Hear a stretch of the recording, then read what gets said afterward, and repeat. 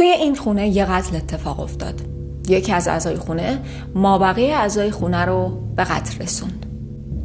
1 سال بعد وقتی که هیچ کس دیگه این خونه رو نمیخرید، یه خانواده به اسم خانواده لوتس اومدن خونه رو خریدن و شروع کردن توی زندگی کردن. اما خیلی دوام نیاوردن. بعد از 28 روز زندگی از خونه فرار کردن. از خونه که خریده بودن فرار کردن.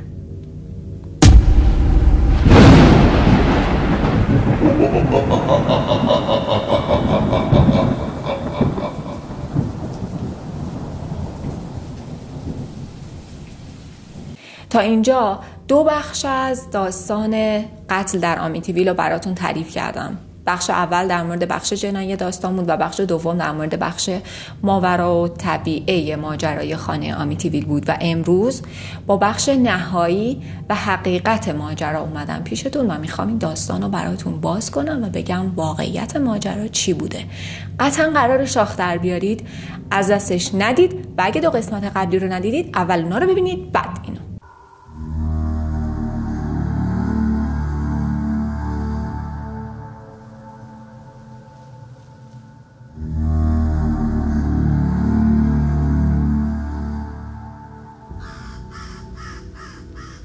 تا اینجای داستان بهتون گفتم که خانواده لوتس خونه رو خریدن، 28 روز توی خونه زندگی کردن. بعد از اینکه کلی اتفاقات عجیب غریب براشون توی خونه افتاد، شب 28م یعنی شب آخری که اونجا اقامت داشتن، دیگه اوضاع انقدر خراب شد که هرچی داشتن و نداشتن و گذاشتن توی اون خونه، پشت سرشون هم نگاه نکردن و فرار کردن، رفتن خونه مادر کاترین.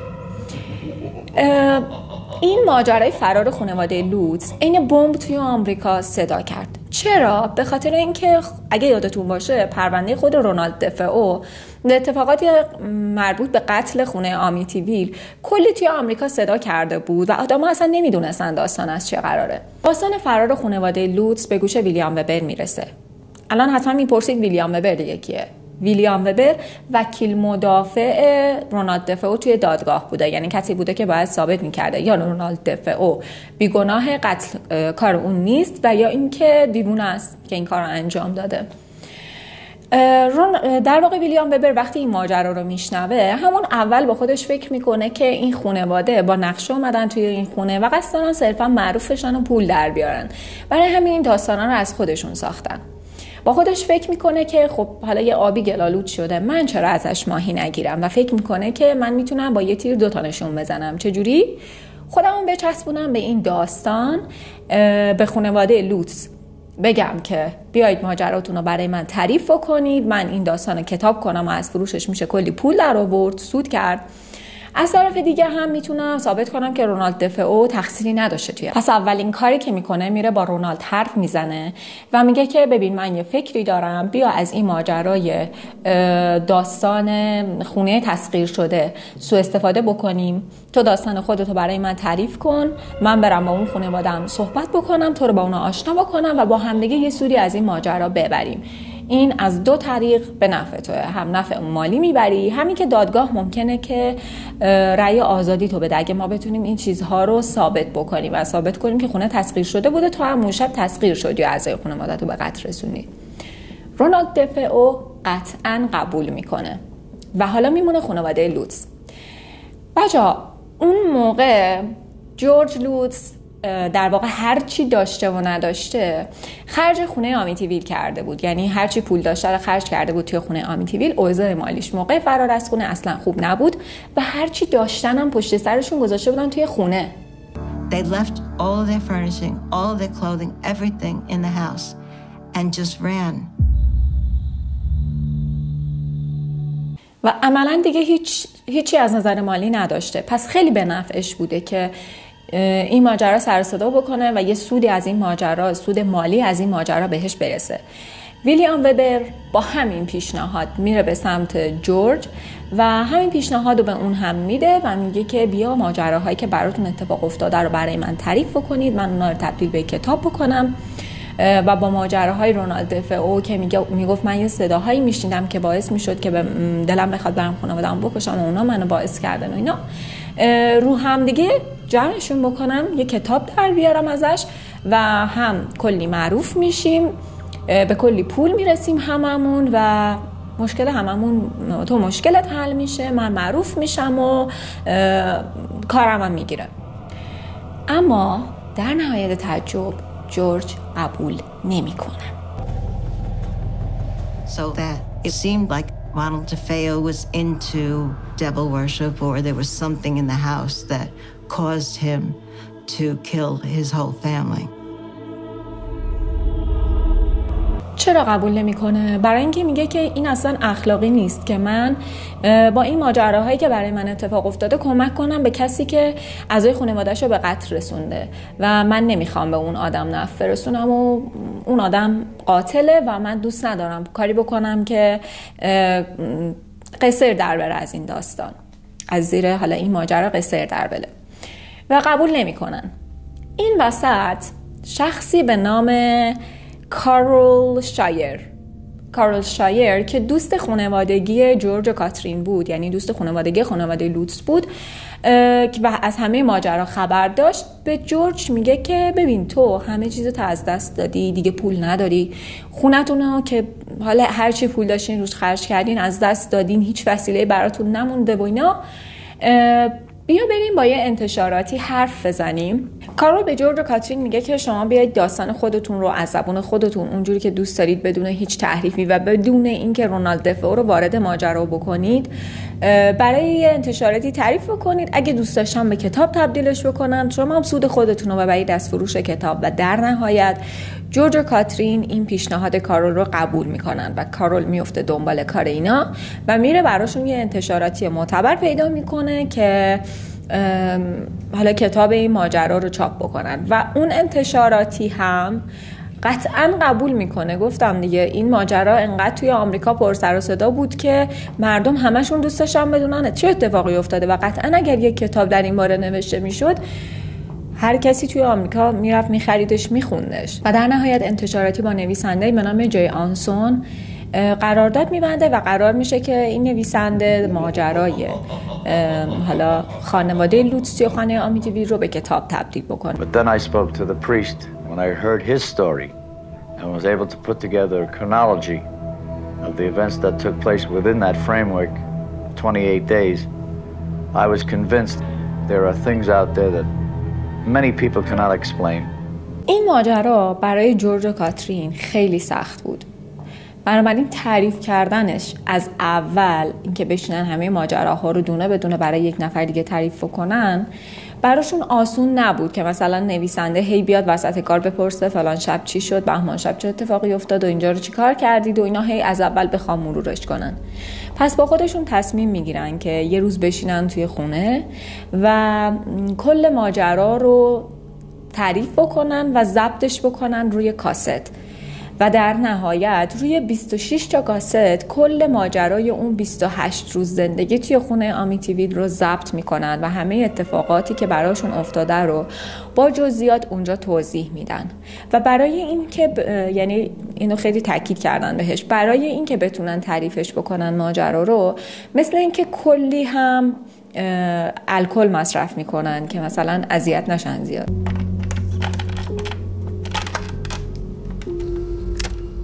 کاست های ضبط شده، در واقع داستان ضبط شده، به جی آنسون تحویل داده میشه و جی آنسون شروع به نوشتن کتاب میکنه و کتاب وحشت در آمیتیویل بالاخره نوشته میشه و به چاپ میرسه، به شدت معروف میشه، کلی سر و صدا میکنه و خیلی سود کلانی هم میکنه. یعنی هم مؤسسه‌ای که با جی آنسون در واقع انتشارات، هم خود جی آنسون و هم جورج و کاترین کلی سود نصیبشون میشه از فروش این کتاب. اما این وسط هست. آدم‌هایی که کتابو خریدن و خوندن نظرشون این بوده که این دیگه چی بود؟ ما انتظارمون از این اتفاقات خیلی کتاب خوبی بود و این کتاب کلی چیزایی مسخره و چرت و پرت و خنده‌دار توش داشت، مثل اینکه خوک‌ها تو آسمون پرواز می‌کردن و They told me their story, the priest told me his story, and I put it together in repertorial style. I leave it up to you.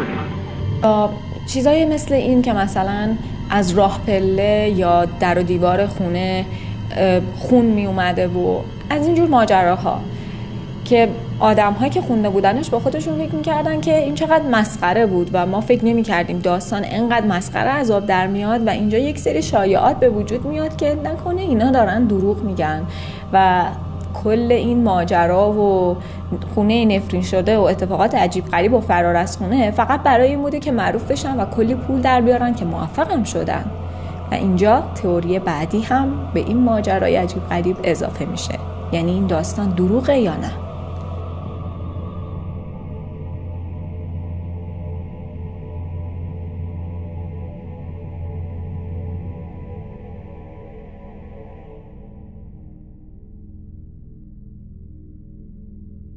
قطعاً اگر شما هم عاشق علوم ماورالطبیعه و اتفاقات عجیب غریب و روح و شیاطین و اجنه و اینجور داستانا هستید و فیلم‌های ترسناک هم زیاد تماشا می‌کنید، حتما باید اد و لورن رو بشناسید که من الان فامیلیشون رو فراموش کردم. اما اد و لورن متخصص علوم ماورالطبیعه بودن. حالا خیلی هم فامیلیشون مهم نیست.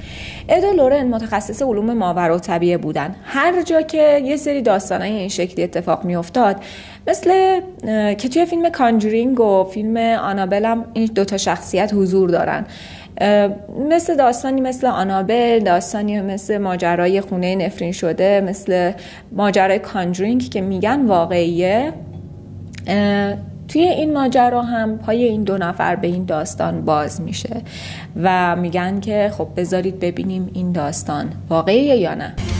The Warrens have devoted 37 years to study of the supernatural.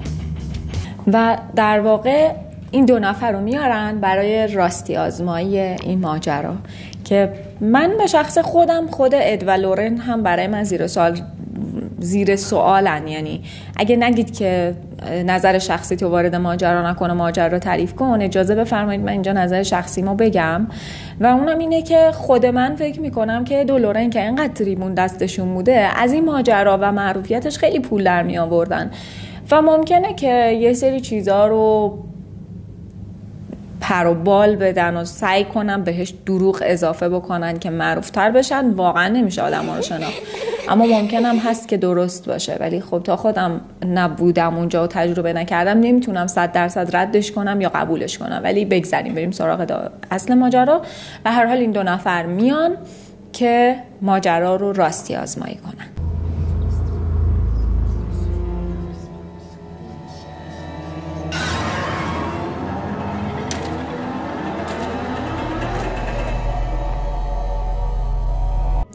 توی این بخش از داستان باید به یک نکته که کارول شایر دوست کتی و جورج در مواجهه با اد و لورن بهش اشاره کرده براتون یه ماجرای کوچیکی رو تعریف کنم. و اون ماجرا چیه؟ اون موقعی که اد و لورن قرار شد که بیان به آمیتیویل و از خونه بازدید بکنن و با حالا اکیپشون بیان و راستی آزمایی قضیه رو شروع بکنن، جورج و کاترین فرار کرده بودن و از لانگ آیلند هم حتی رفته بودن بیرون. یعنی حتی حاضر نبودن که توی اون جزیره هم زندگی کنن و رفته بودن به سان فرانسیسکو. بنابراین مجبور شدن که دوباره به خاطر این داستان بیان به لانگ آیلند، اما حاضر نمیشن برن توی این خونه دوباره، ولی مجبور میشن که دوباره بیان توی لانگ آیلند ساکن بشن. این وسط خب کسی نبود بره و خانواده اد و لورن رو در واقع بیاره و به آمیتیویل برسونه. چه کسی این کارو میکنه؟ کارول شایر. کارول اینجا یک ماجرایی رو تعریف میکنه که به نظر من خیلی ترسناکه و اگه واقعا درست باشه خود اد و لورن یه امضا برای واقعی بودن شخصیتشون و فعالیت‌هاشون یه امضا زیرش میندازه. کارول تعریف میکنه که وقتی رفته فرودگاه و اد و لورن رو سوار کرده، لورن جلو نشسته و اد صندلی عقب نشسته و میگه که لورن اصلا منو نگاه نمیکرد، اما من به شدت توی سرم همش داشتم این فشار رو احساس میکردم که ماجرا چیه، در مورد این خونه حرف بزن، چرا این اتفاق افتاده، این اتفاق واقعیه یا نه. و میگه که من احساس کردم که دارم خفه میشم و توی سرم، یعنی توی سرم داشتم این صدا رو میشیدم و توی سرم یه لحظه با خودم داد زدم که بس دیگه، نمیخوام در این مورد حرف بزنم. و میگه با کمال تعجب دیدم که لورن با صدای بلند توی ماشین، طور که بقیه هم بشنون، به من گفت معذرت میخوام، نمیخواستم اذیتت کنم. کارول میگه که من داشتم توی ذهنم حرف میزدم ولی لورن با صدای بلند این جوابو به من داد. یعنی توی ذهنم جوابشو نشیدم، یعنی قشنگ با زبونش این جوابو به من داد، انگار که ذهنمو خونده و انگار اشتباه فکر نمی‌کردم، داشت از طریق تلپاتی مثل این که تلاش میکرد که باعث بشه من در مورد خونه حرف بزنم و به اون خونه فکر بکنم و توی سرم جوابشو بدم که ببینه راستش در واقع این ماجرا راسته یا نه. و خب این خودش خیلی عجیبه در مورد لورن. اگه همچین توانایی داشته میشه واقعا گفتش که هر کاری میکردن درست بوده.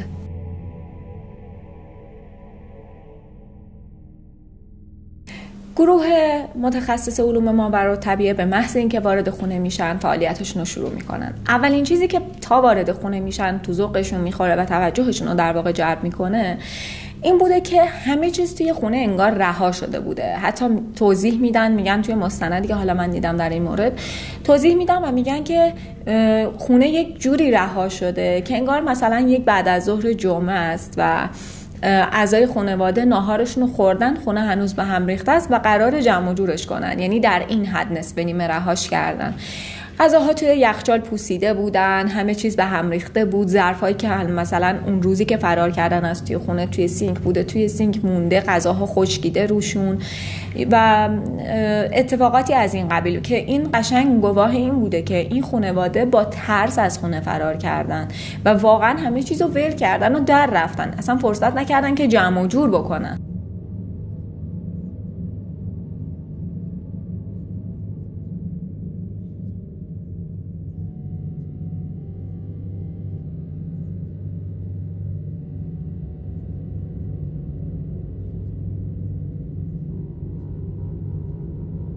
اینجور که اطرافیان تعریف میکنن، یعنی اونایی که لورن رو دیدن تعریف میکنن، مثل این که لورن جز اون آدم هایی بوده که خیلی خوب میتونسته انرژی هایی که اطرافش وجود داشتن و توی محیط اطرافش بودن و چه خوب چه بد کاملا میتونسته احساس بکنه.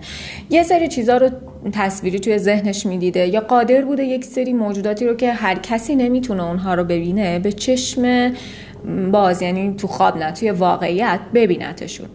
برای همین اولین کاری که لورن بعد از وارد شدن، یعنی ورود به خونه انجام میده، این بوده که اتاق به اتاق میرفته، خونه رو میچرخیده تا ببینه که حالا حس اون اتاق چجوریه، چه موجودی توی اون اتاق هست، این چیه که اصلا خونه رو تسخیر کرده یا نه، آیا اصلا خونه واقعا تسخیر شده است یا نه. و جلوی یکی از اتاقها لورن نمیتونه وارد اتاق بشه. جلوی در اتاق سرش گیج میره، سردرد شدید میگیره، میشینه زمین و شروع میکنه گریه کردن. و اون اتاقی نبود بجز اتاق رونالد دفئو.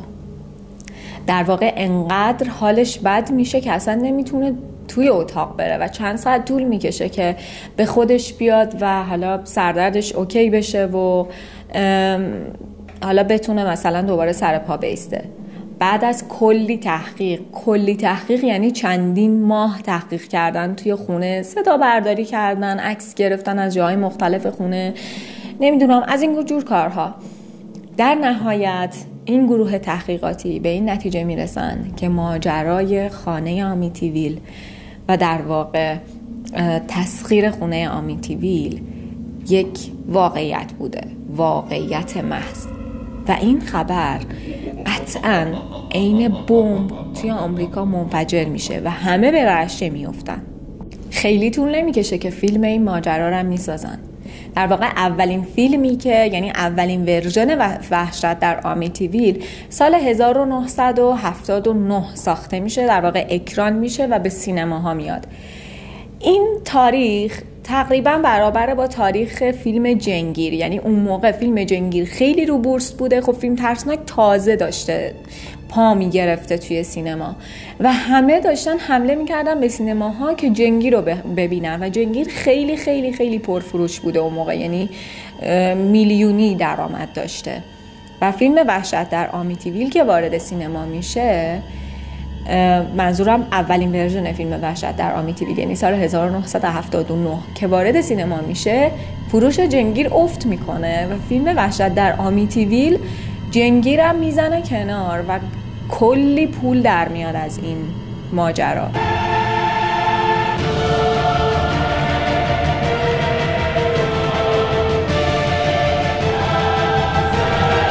بذارید یه آمار کوچیک بهتون بدم تا بدونید که چقدر میگیره این فیلم.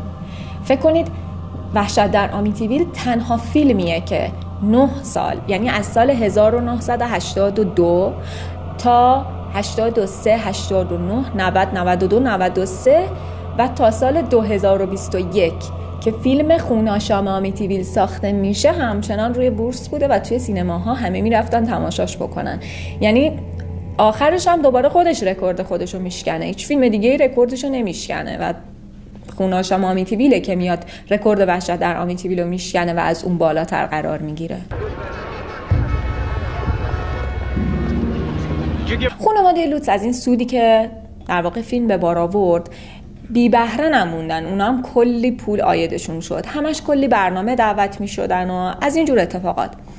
یه عده زیادی از مردم بودن که میگفتن که نه، این ماجرا دروغه و خانواده لوط صرفا برای اینکه به این پول برسن این داستان رو سرهم کردن که معروف بشن و به درآمد برسن. اما ما نمیتونیم بگیم که این امکان 100% وجود داره و قطعا هیچ اتفاقی برای خانواده لوط نبوده و جورج از این ماجرا سوء استفاده کرده، به خاطر اینکه جورج هر چی داشته و نداشته همه داراییشو گذاشته توی اون خونه و اون خونه هم که اون اتفاق براش افتاده و عملاً بیکار، بی پول، بی مکان، یعنی بدون بی خانمان مونده بوده و فکر نمی کنم کسی بتونه همچین ریسک بزرگی رو بکنه، چون نمیدونسته این ماجرا انقدر قراره براش سودمند باشه.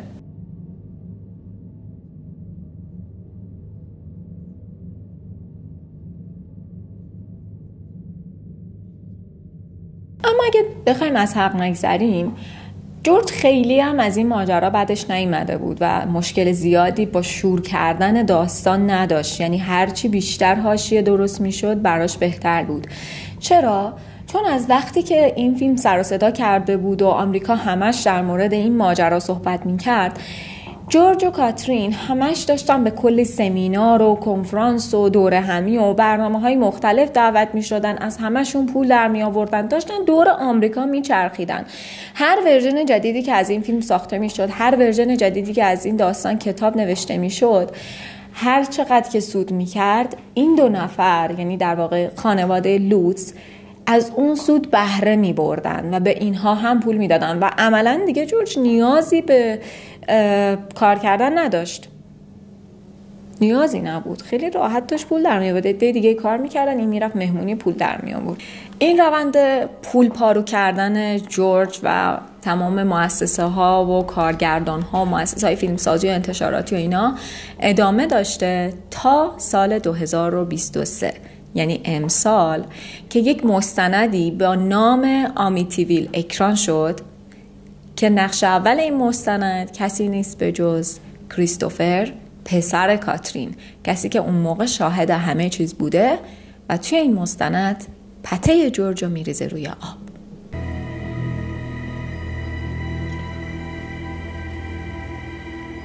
So George believed that with my mind I could make him ill, even to the point where he thought he was going to die.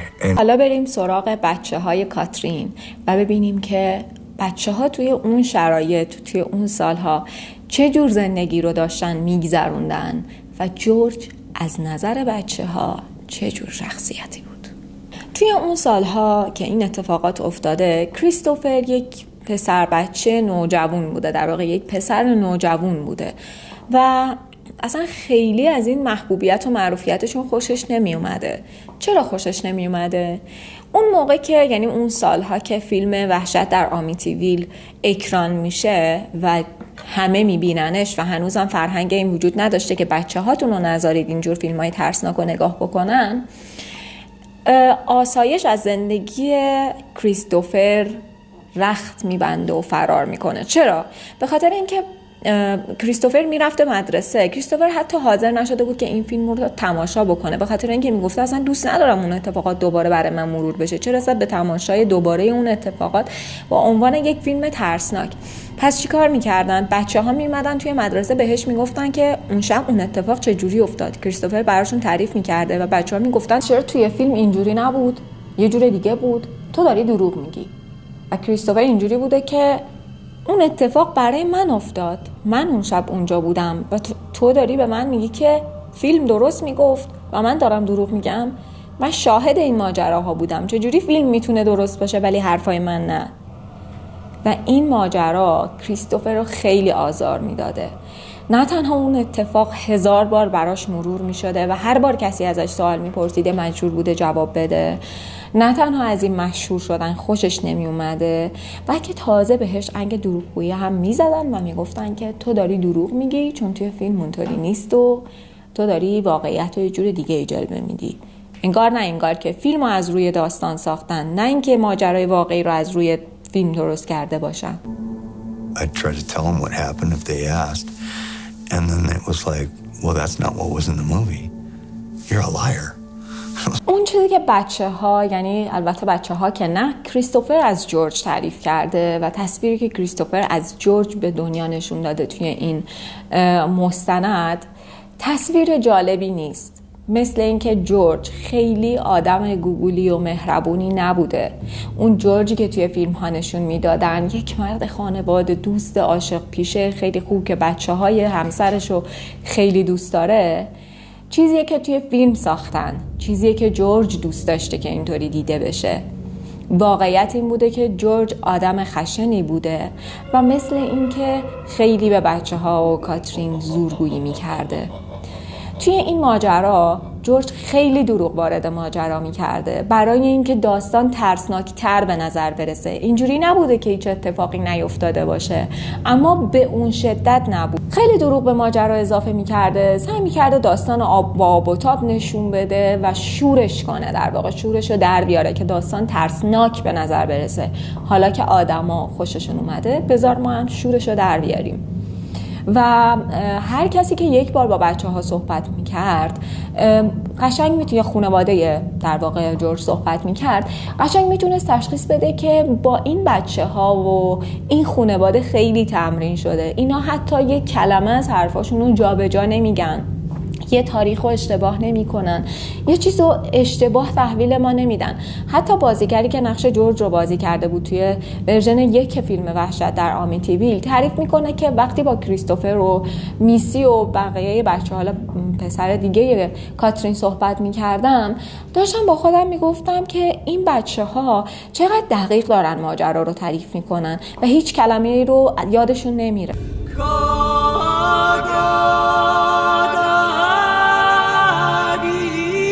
جورج عملاً مرض شهرت گرفته بود. شاید هر کسی دیگه بود خوشحال میشد از این ماجرا.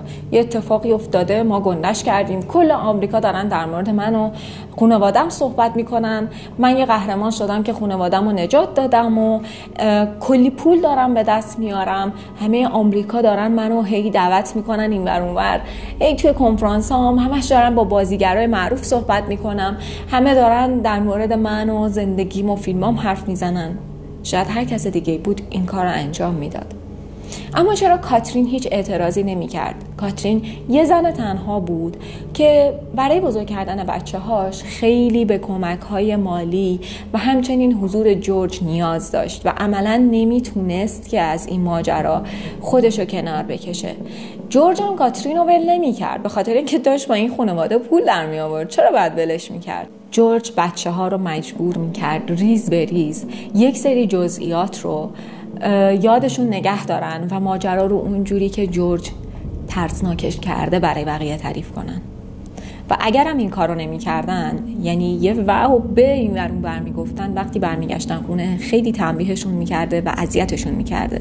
برای همین بچه‌ها خیلی از جورج حساب میبردن و هرچی اون میگفت اطاعت میکردن. بچه بودن دیگه، انتظار بیشتر از اینی نمیشه ازشون داشت.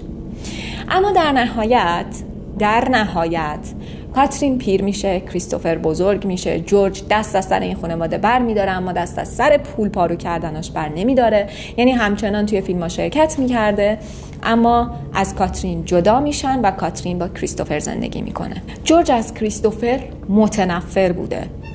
اینجوری که کریستوفر تعریف میکنه اصلاً باهاش راه نمی اومده و فکر میکرده که کریستوفر قصد داره که اونو بکشتش و میگفته که تو یه چیزی درونت داری که رو من خیلی بد اثر میذاره و تو میخوای با اون حالا با ذهنت، با هر چیزی که درونت داری، با انرژی درونت منو بکشی و تو داری انرژی خیلی بدی به من منتقل میکنی. خیلی خنده داره. ولی سالهای آخر عمرش هم دست از این ماجرا بر نمی داشته، حتی داشته فراهم میکرده زمینه ساختن فیلمی رو که داستانش خودش نوشته بوده و داستانش در مورد این بوده که یه پدرخونده یه پسرخونده‌ای داره که این پسرخونده از پدرخونده‌اش خوشش نمیاد و با اشعه‌های چشمش باعث میشه که اون پدرخونده مریض بشه و بمیره. یعنی در این حد یارو توهم فانتزی بوده و چقدر احمقانه. توی ورژن، اگه فیلم وحشت در آمیتیویل رو ندیدید که من معرفیش هم توی این کانال گذاشتم و حتما برید اون معرفی رو هم تماشا بکنید، توی این ورژن سال 2021 جورجو یه آدم خیلی خوب خانواده دوست گولی عالی نشون دادن که به درخونده یه 3 تا بچه شده و پسر بزرگ خانواده، یعنی پسر بزرگ کاترین که میشه همون کریستوفر، کسیه که از جورج خوشش نمیاد. یعنی توی فیلم هم اینجوری داستانو تحریف کردن که اونه که از جورج خوشش نمیاد و جورج برای اون پدر خیلی خوبیه، ولی واقعیت جور دیگری بوده. جورج آدم بزرگی بوده، میاد پدرخونده یک بچه میشه. این بچه قطعاً به خاطر اینکه یک پدر دیگری داشته اولش از این مرد خوشش نمیاد، اما اگه به منم کسی وقتی بچه بودم بگه که تو با انرژیت میخوای منو مریض کنی یا بکشی، قطعاً ازش بدم میاد. و اگه به من نمیگید که نظر شخصی تو وارد ماجرا نکن، میخوام اینجا و نظر شخصیمو بدم، به خاطر اینکه لازمه که این نظر رو بهتون بدم که قضاوت سعی کنم کاری کنم که کمی درست‌تر قضاوت بکنید در مورد این ماجرا. ببینید وقتی که یک نفر بچه است و یک شخص دیگری به عنوان زن بابا یا نامادری یا پدرخوانده وارد زندگیش میشه و بهش میگن این زن یا این مرد قراره از این به بعد جای بابایی که نداری یا جای مامانی که حالا چه قهر کرده رفته، چه طلاق گرفته، چه فوت کرده رو برات بگیره، قطعا اون بچه گارد میگیره و از این مرد یا زن خوشش نمیاد و وظیفه اون مرد و زنه که محبت خودش رو به این کودک ثابت بکنه، نه اینکه بهش بگه چشات اشعه‌ای داره که قراره منو باهاش بکشی. خب معلومه بچه ازش خوشش نمیاد. کریستوفر بزرگ میشه، کاترین پیر و بیمار میشه و توی بستر بیماری تنها میمونه. جورج حتی یک لحظه هم وقتی که نیاز داشته پیشش نمیاد، داشته با پولش عشق و حال میکرده و سر پروژه جدیدش داشته فعالیت میکرده که پسرخونده‌شو قهوه‌ای کنه برای آمریکا و در این حین کاترین میمیره. و یه خبر خوب، جورج هم نمیتونه اون فیلمو بسازه و زودتر از این که اون فیلمو بسازه خودش هم میمیره. و این وسط حالا که کریستوفر یک مرد بزرگ شده، توی سال 2023 تصمیم میگیره که یک مستندی بسازه و واقعیت‌های ماجرای آمیتیویل رو افشا بکنه. این وسط رونالد دفئو هم توی زندان مرده، یعنی دیگه پیر شده بود و مرد. کریستوفر یک وبسایت تأسیس میکنه برای اینکه با داستان‌های اشتباهی که در مورد آمیتیویل گسترش پیدا کرده توی آمریکا مبارزه بکنه، فعالیت میکنه و هنوزم که هنوزه اون وبسایت مثل این که در حال فعالیته. در نهایت بهش پیشنهاد میکنن که بیا با هم یه مستندی درست بکنیم که در مورد این خونه و اتفاقاش برامون صحبت بکنی. توش کلی آدمو دور هم جمع کرده توی این مستند. این مستند توی اینترنت به صورت رایگان وجود داره، توی یوتیوب نیست اما میتونید دانلودش کنید و ببینید، یا توی نارنج که فیلتر شکن نیاز داره، VPN لازم داره، یا توی ایران فلیکس. این مستند رو میتونید پیدا بکنید با اسم آمیتیویل و تماشاش بکنید که در مورد همه اتفاقایی که توی این سالها افتاده کریستوفر کاملا صحبت کرده به عنوان شاهد ماجرا. کلی شاهد دیگه هم داره و پته جورجو ریخته روی آب. پایان. ممنونم که این قسمت از شنبه‌های ترسناک هم تماشا کردید. ماجرا، یعنی میخواستم بگم ماستان، یعنی داستان و ماجرا داشتم هم دیگه قاطی کردم. داستان یا ماجرای 3 قسمتی آمیتیویل اینجا تموم شد. نمیدونم تصمیم شما در مورد این موضوع چیه، اینکه اد و کاترین راستگو بودن یا نه. اونا اومدن و کلی امتحانا کردن و گفتن این خونه تسخیر شده بوده و اینا، ولی هنوزم توی آمریکا سرش بحثه. یعنی اگه بری یه جا بگی آمیتیویل، یکی میگه دروغه، یکی میگه راسته و از این جور حرفا. و حاشیه‌های این خونه هنوز هم تموم نشده در واقع توی آمریکا و دیگه وقتی سال 2021 فیلم در موردش میسازن و الان سال 2023 است و دوباره یه دونه مستند در موردش ساختن، یعنی هنوز هم حرفش توی آمریکا هست و هنوز هم پر سر و صداست. تصمیم با خودتون، اما برام توی کامنت ها در مورد اینکه نظرتون راجع به این ماجرا چیه و به چه دلیل فکر میکنید راسته یا دروغه حرف بزنید. یه ذره میخوام حالا در مورد اتفاقایی که اخیراً حین ضبط ویدیوها میفته و چه فکرها و ایده هایی داریم براتون حرف بزنم. اولا که با هادی نمیتونیم بالاخره یه جا جمع بشیم و ویدیوهای 2 نفرمون رو شروع بکنیم، در حالی که من کلی ایده دارم برای ویدیوهای 2 نفره. قراره که یه سعی کن نترسی ضبط بکنیم. از اونجایی که هادی فیلم ترسناک دوست نداره و من طرفدار فیلم ترسناک و اتفاقات ترسناک و ماجراهای ترسناکم، قراره که یه سری صحنه‌های ترسناک از فیلم‌های ترسناک خودم تماشا کردم بدم به هادی تماشاشون بکنه، ریاکتشو براتون ضبط بکنه و با هم دیگه دور هم بخندیم یکم. ولی نمیدونم که انجامش بدم، بخاطر اینکه سخته. من باید فیلم‌ها رو دانلود بکنم، گلچین بکنم، تیکه هاشون رو در بیارم، بفرستم برای هادی تماشاشون کنه، ویدیو درست کنم. پروسه طولانیه ولی انجامش میدم. دوم این که اگه امروز صدای کلیک موس و کلیدای کیبورد و اینا رو میشنیدید، به خاطر این بود که یاشار همسر من همین الان این بغل دست من داشت کار میکرد و ما یه پروژه دستمون داریم که این هفته باید تحویلش بدیم و یاشار داشت روش به سختی کار انجام میداد و همین پیش پای شما رفت بیرون.